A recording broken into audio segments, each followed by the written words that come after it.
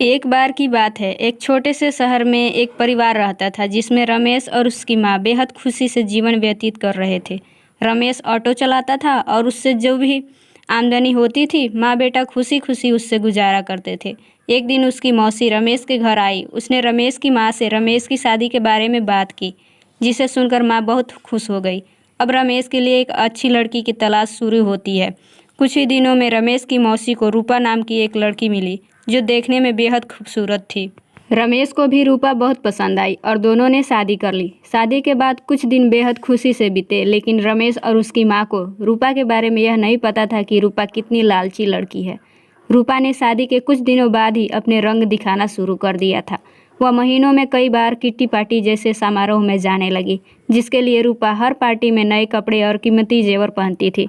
जब रूपा के नए कपड़े और गहने खत्म हो जाते, तब रूपा अपने पति की कमाई से नए कपड़े और नए गहने खरीद लेती थी, जिससे रमेश के घर में झगड़ा शुरू हो गया था। कई बार ऐसा होता कि महीनों के राशन लाने के लिए जो भी पैसे होते थे, उन पैसों से रूपा अपने लिए कपड़े और गहने खरीद लेती थी। एक दिन रमेश ने कहा, रूपा, अपने नए कपड़े और गहने खरीदने में इतना पैसा बर्बाद करने का क्या फायदा है? आपको सोचना चाहिए कि आपके पति की इतनी कमाई नहीं है कि आप एक महीने में 10 बार किट्टी पार्टी में जाने के लिए नए नए आभूषण खरीद कर खर्च कर सके। यह सुनकर रूपा गुस्से से लाल हो गई और रमेश से कहने लगी, तुम हमेशा मुझसे कहते रहते हो, कभी भी तुम ज़्यादा कमाने के बारे में नहीं सोचते। यदि तुम ज़्यादा ऑटो रिक्शा चलाते तो ज़्यादा कमाई होती और आज आराम से नए नए कपड़े पहन सकती। यह कहकर रूपा अपनी सास के पास जाती है और कहती है, माँ जी, जो गहने आपके पास है मुझे दे दो, मैं इसे पहनकर किट्टी पार्टी में जाऊंगी। रमेश की माँ ने पूरी बात सुनने के बाद कहा कि पुराने ज़माने में सभी बहुएं अपने जेवर सास को देती थी, लेकिन तुम मुझसे गहने मांग रही हो। रूपा ने कहा, तुम गहने का क्या करोगी? मुझे दे दो। अंत में रमेश की माँ ने भी अपने सारे गहने रूपा को दे दिए और रूपा उन गहनों को पहनकर किट्टी पार्टी में चली गई। इधर रूपा के जाने के कुछ देर बाद ही घर में रमेश की मौसी आ गई। उसने रमेश की माँ से रूपा के बारे में पूछा तो माँ ने रूपा के बारे में सारी बात बताई। यह सुनकर मौसी ने रूपा को सबक सिखाने की सोची।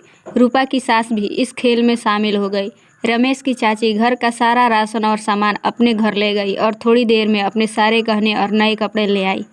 गहने और कपड़े लाकर उन चीज़ों को घर की अलमारी में और कुछ को रसोई में रख दिया और अपने घर जाने लगी। जाते समय रूपा की सास से कहा कि जब रूपा घर आएगी तो यह जेवर देखकर वह तुमसे कुछ पूछेगी, तुम उसका अच्छे से उत्तर देना।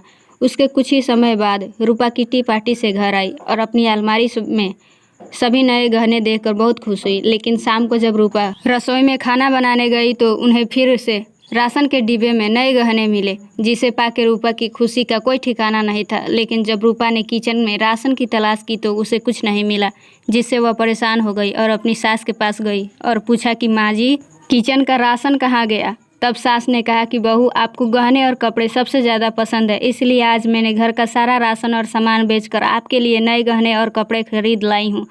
अब आप इसे पहन सकती हो और पार्टी में जा सकती हो। यह सुनकर रूपा ने कहा कि ठीक है माँ जी, मगर खाने के बिना मैं गहनों और कपड़ों का क्या करूँगी? तो सास ने फिर जवाब दिया कि अब खाना खाने की क्या ज़रूरत तुम्हें? अपनी सबसे प्यारी चीज़ मिल गई है तुम्हें, इसमें खुशी होनी चाहिए आपको। यह सुनकर रूपा को अपनी हरकतों पर पछतावा होने लगा। तभी रमेश की मौसी भी आ गई। उन्होंने यह भी कहा कि यह सब मैंने आपको समझाने के लिए किया है कि केवल नए कपड़े और आभूषण ज़रूरत नहीं है, इसके अलावा दुनिया में भी बहुत कुछ होता है। और अगर आपको नए गहने और कपड़े पहनने का इतना शौक है तो आप खुद क्यों नहीं कमाते और उस पैसे से ये सारी चीज़ें खरीद लेते। सारी बातें सुनने के बाद रूपा को अब सब कुछ समझ में आ गया और अब से उसने फिर कभी ऐसा नहीं किया और अपने पति के कमाए हुए पैसे से खुशी खुशी रहने लगी।